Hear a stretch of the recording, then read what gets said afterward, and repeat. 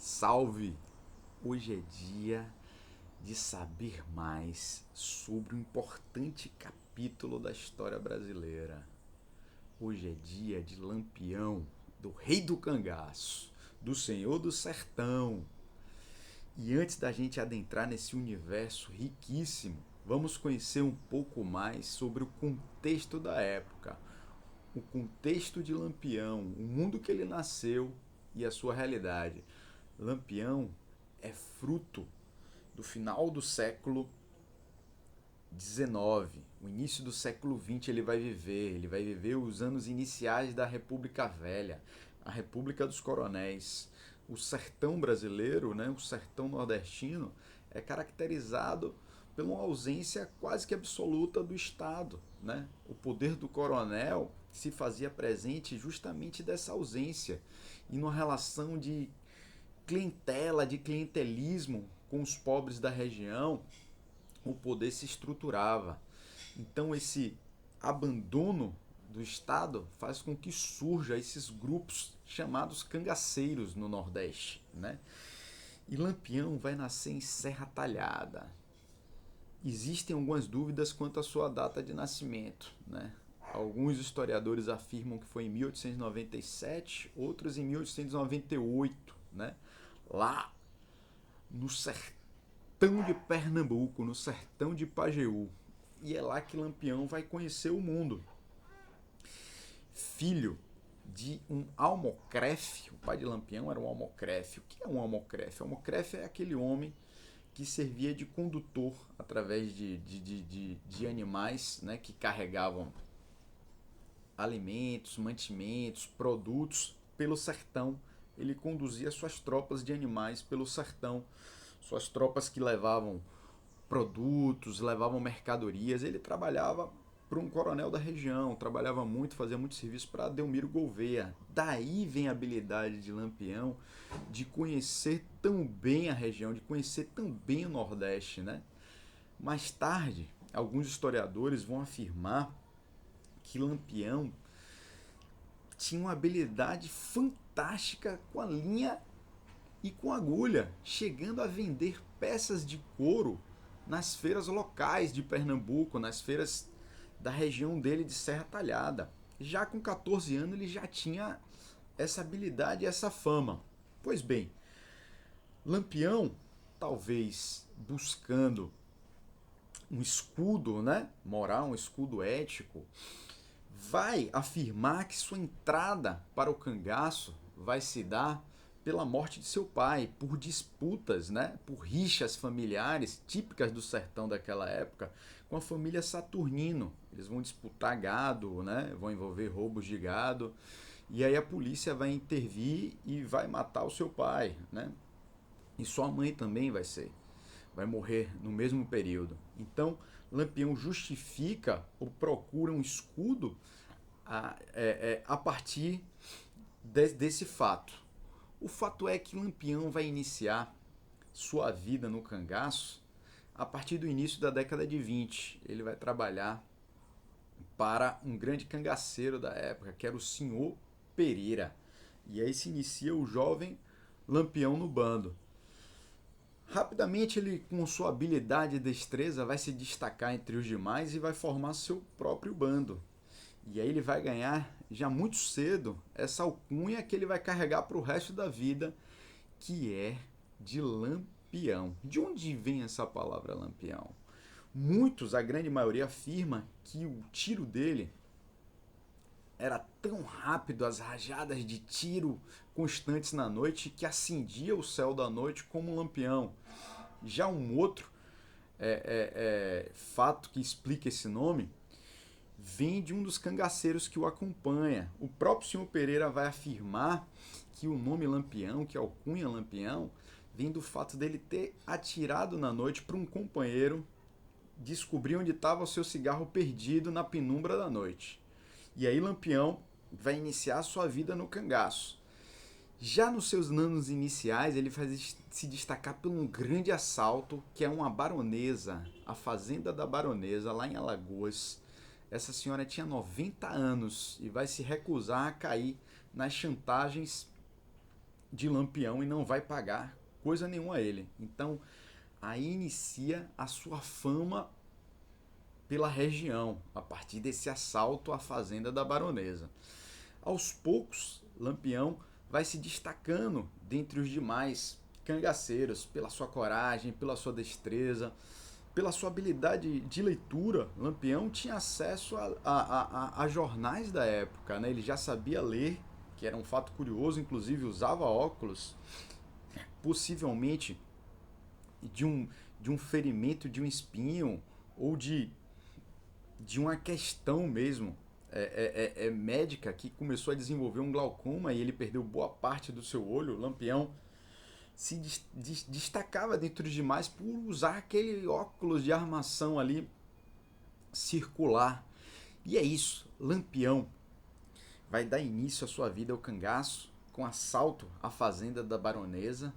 Mais tarde ele vai se destacar por sequestros de cidade, por sequestros de funcionários. Já na década de 20, em 1926, ele vai sequestrar alguns funcionários da Souza Cruz, empresa de tabagismo, e da Standard Oil, né? A Souza Cruz vai pagar pelo resgate dos seus funcionários e a Standard Oil não. E 9 funcionários mais tarde morrerão numa das construções de estradas para aquela região. Lampião sempre se opunha à construção de estrada, de telégrafos, ao progresso da região. Isso significaria o novo e o fim do seu poder, né? Lampião começa a estender seus tentáculos e a sair da região de Pernambuco e começar a adentrar em outros interiores do Nordeste. Vai atuar por 7 estados, né? Alagoas, Bahia, Sergipe, Pernambuco, sua terra natal, Rio Grande do Norte, né, e a Paraíba. E no Rio Grande do Norte ele vai enfrentar um dos episódios mais interessantes da sua biografia. Lá em Mossoró, ele vai sequestrar a cidade, mas a cidade tinha a proteção de um ex-cangaceiro que conhecia muito bem as suas táticas, né? E aí a cidade vai oferecer o dinheiro que ele quer, mas ele tinha que buscar esse dinheiro, o prefeito afirma. E aí Lampião vai cair numa grande emboscada, né? Vai sofrer algumas perdas e Mossoró vai ser responsável pela morte de um dos seus grandes cangaceiros, que é Jararaca. Jararaca vai morrer em Mossoró, assim como outros.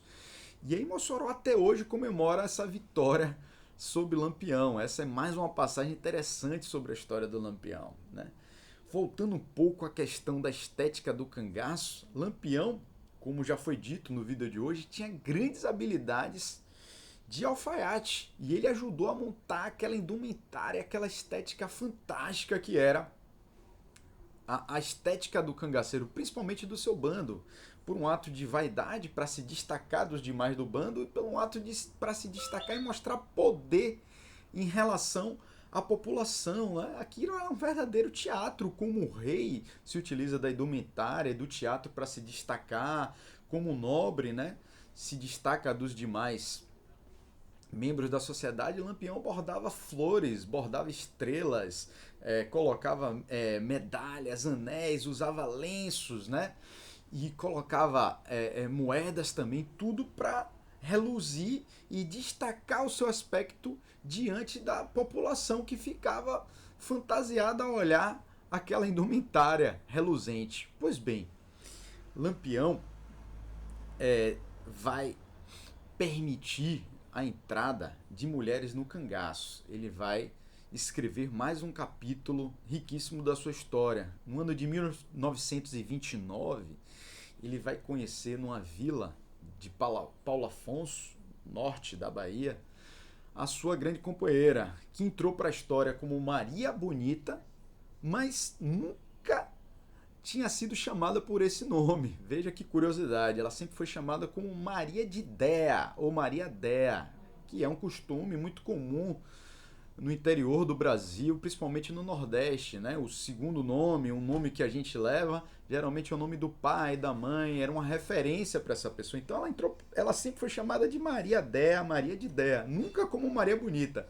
Possivelmente jornalistas aplicaram essa denominação é ela entrou para a história como a Maria Bonita. Maria Bonita estava recém-separada, muito jovem, ela tinha tido um casamento com o Zé Sapateiro, um homem sapateiro da região, e ela começou a viver com os pais. Lampião conhece ela, porque Lampião tinha um parceiro, né, da região, que era tio dela, e através desse tio ele conhece Maria Dé, a Maria Bonita, e depois de um ano ele retoma para levá-la para o cangaço. Isso vai se dar a partir da década de 30, né? E aí ela vai entrar no cangaço e outras mulheres também vão entrar nesse universo que até então era um universo masculino. E o homem, por ter seu universo masculino, terminava tendo várias habilidades de culinária, de bordar, de costurar, né? E a mulher, ao participar desse universo, vai ter tarefas divididas com os homens. Os homens também vão continuar a bordar e a costurar. Era um universo um pouco distinto do universo sertanejo, nordestino da época. Maria Bonita não vai participar dos principais combates, vai ficar um pouco reservada, assim como as outras mulheres, mas vai demonstrar a sua coragem e perversidade. Ela é acusada por muitos de arrancar os brincos das suas vítimas mulheres e de punir as mulheres adúlteras, né, que ela encontrava no meio do sertão. Pois bem, Maria Bonita e Lampião terão uma filha, que será a famosa princesa do cangaço, a Expedita, que vai ser entregue a um coiteiro, que é um tipo de pessoa que ajudava os cangaceiros, que dava esse apoio, essa logística aos cangaceiros, que viviam muito tempo afastados das grandes cidades e precisavam dessa rede de apoios, né? Que contavam muitas vezes com o poder de coronéis, com o poder de comerciantes, diferente do que se pensa, né? Lampião não era inimigo completamente de coronéis, ele era aliado de muitos coronéis. E aí, Lampião começa a ver o seu fim, né? Já doente, já um pouco enfermo.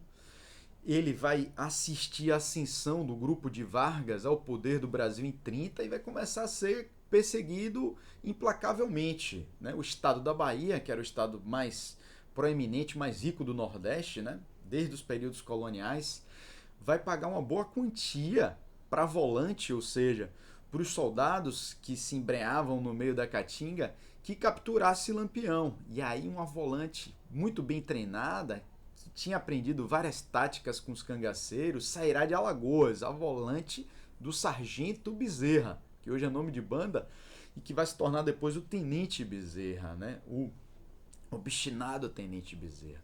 Possivelmente através de uma traição, de uma tortura feita com um dos seus companheiros, que entregará esse lugar, que era uma grota, né, que era uma gruta de Angicos, que para eles era expugnável, ninguém conseguiria atingir aquela gruta, que era um terreno inóspito. Esse homem que será torturado entregará os companheiros, né, terá os seus dedos cortados pelos policiais, e os macacos, como os cangaceiros chamavam, vão chegar na gruta de Angicos de supetina, de surpresa, e vão atirar impiedosamente em Lampião e no seu bando, né?